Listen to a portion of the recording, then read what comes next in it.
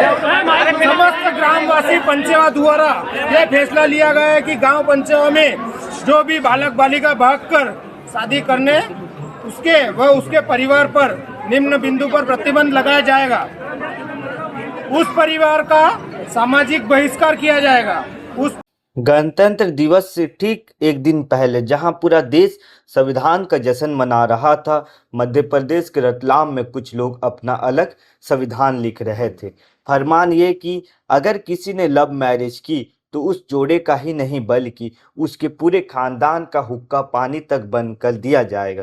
ना दूध मिलेगा, ना दवा और ना ही कोई सामाजिक रिश्ता।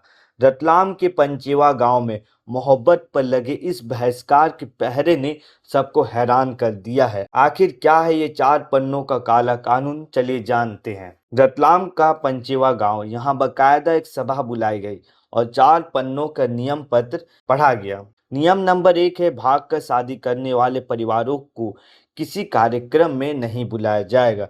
नियम नंबर 2, उस परिवार को कोई दूध या सामान नहीं देगा। यहाँ तक कि नाई और पंडित के जाने पर भी पाबंदी लगा दी गई है। चेतावनी ये भी है कि अगर गांव के किसी और शख्स ने उस परिवार की मदद की तो उसे भी समाज से बाहर कर दिया जाएगा। ये सब कुछ कैमरे के सामने खुलेआम हो रहा है।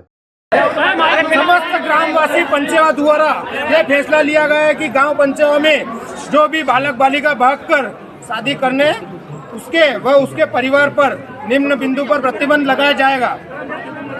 उस परिवार का सामाजिक बहिष्कार किया जाएगा।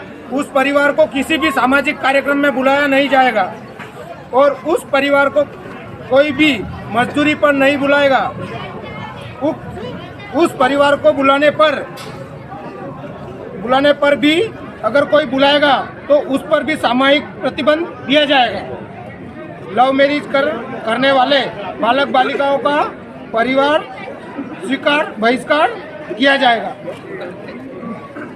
भागकर शादी करने वाले परिवार के घर ना कोई दूध देने या अन्य सामग्री देने लेने नहीं जाएगा।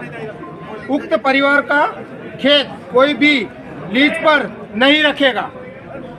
बाहर रही तो तेरी बात हुई थी, नहीं रखेगा। उक्त व्यक्ति के घर कोई पंडित, नाई और किसी भी प्रकार का काम करने पर भी प्रतिबंध है।